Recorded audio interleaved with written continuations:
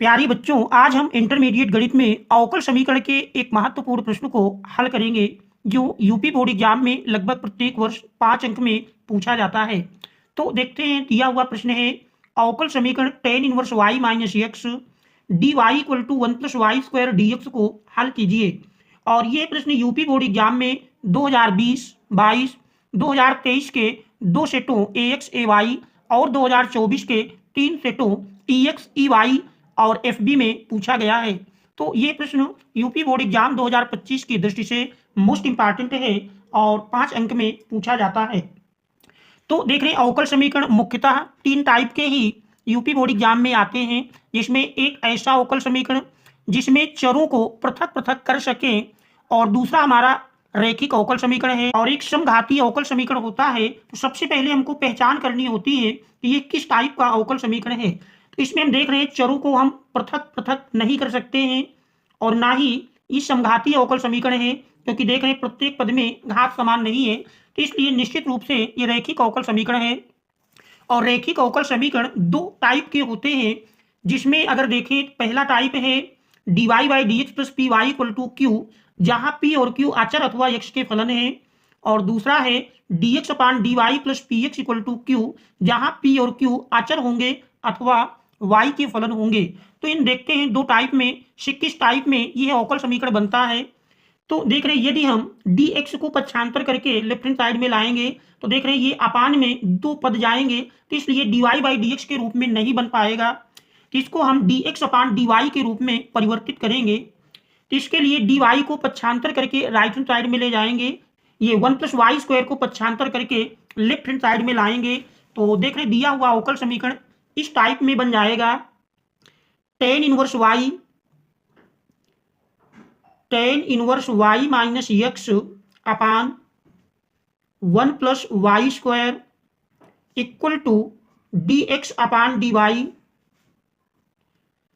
इसके बाद इसमें दोनों पदों को यदि हम अलग अलग कर लेते हैं तो tan square y tan inverse y upon 1 plus y square minus x upon 1 plus y square equal to d x upon d y. आप देख रहे हैं, चूंकि समीकरण का रूप होता है d x upon d y plus p x equal to q के रूप में, इसलिए इस यक्ष के पद को हम पक्षांतर कर लेते हैं। तो यही बन जाएगा tan inverse y upon 1 plus y square equal to d x upon d y. देख रहे पक्षांतर करेंगे तो प्लस में जाएगा 1 upon 1 plus y square into x. तो इस प्रकार से देख रहे हैं, यदि पूरे पद को हम आपस में परिवर्तित कर लें तो d x upon d y plus 1 upon 1 plus y square into x equal to tan inverse y upon 1 plus y square. इसकी मानक रैखिक अवकल समीकरण से यदि तुलना करें तो d x upon d y plus p y equal to q से तुलना करने पर d x upon d y plus p x equal to q से तुलना करने पर देख रहे हैं, इसकी अगर हम तुलना करते हैं तो तुलना करने पर इसमें p बराबर मिल जाएगा, p का मान 1 अपान 1 प्लस वाई स्क्वायर और q का मान tan inverse y upon 1 plus y square. सबसे पहले इसमें हम इंटीग्रेटिंग फैक्टर IF का मान निकालेंगे। तो देख रहे हैं, इसके लिए इंटीग्रेटिंग फैक्टर IF का मान यदि ज्ञात करें तो IF इक्वल टू मिलेगा, IF के लिए फार्मूला है IF इक्वल टू होता है e की पावर इंटीग्रेशन p dy, मान रख देते हैं इक्वल टू e की पावर इंटीग्रेशन p का मान देख रहे हैं 1 upon 1 plus y square d y. तो 1 अपान 1 प्लस वाई स्क्वायर का समाकलन जानते हैं tan इनवर्स y होगा, e की पावर tan इनवर्स y, ये इंटीग्रेटिंग फैक्टर IF का मान मिल जाता है। इसके बाद हमारा फार्मूला है x इंटू आई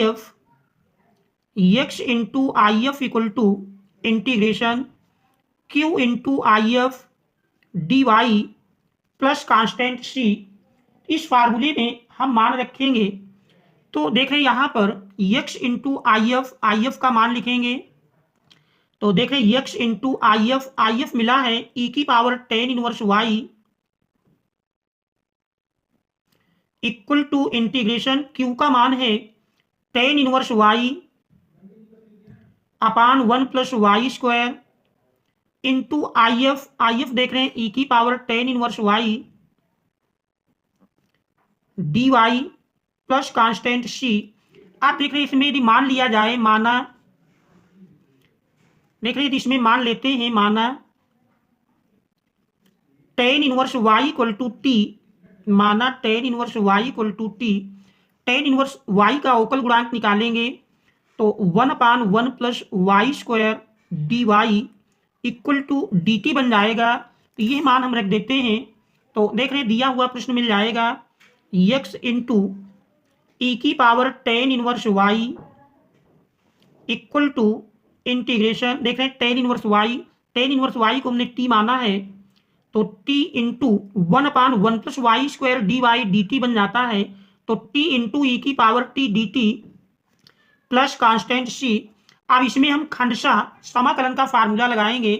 खंडशः समाकलन में जानते हैं t को पहला फलन मान लेते हैं और e की पावर t को दूसरा फलन, तो यही बराबर बन जाएगा पहला फलन अर्थात t इंटू दूसरे का समाकलन e की घात t का समाकलन e की घात t ही होगा, माइनस इंटीग्रेशन पहले का अवकल गुणांक, देख रहे t का अवकल गुणांक t के सापेक्ष 1 होगा, इंटू e की पावर t का समाकलन e की power t d t plus constant c।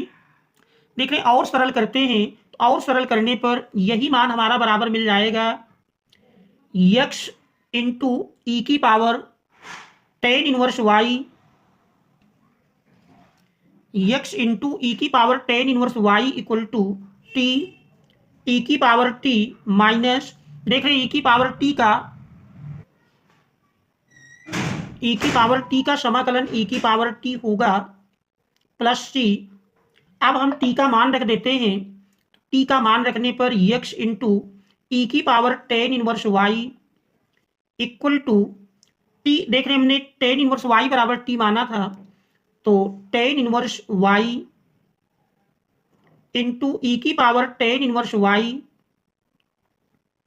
Minus e की power tan inverse y plus constant c।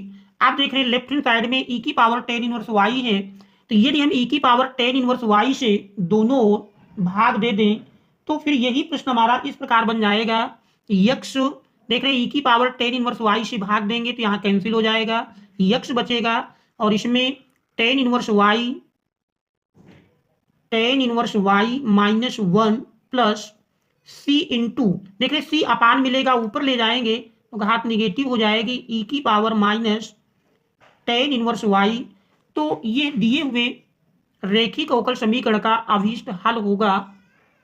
तो यही हमारे इस प्रश्न का आंसर हो जाएगा। देखिए यहाँ पर e की पावर टेन इनवर्स वाई से दोनों ओर भाग दे दिया गया है, भाग देने पर यह इसका मान मिल जाएगा। तो आशा है कि आप इसका प्रत्येक स्टेप समझ गए होंगे। फिर भी कहीं कोई समस्या हो तो कमेंट्स के माध्यम से अवगत कराएंगे। Thanks all of you for watching.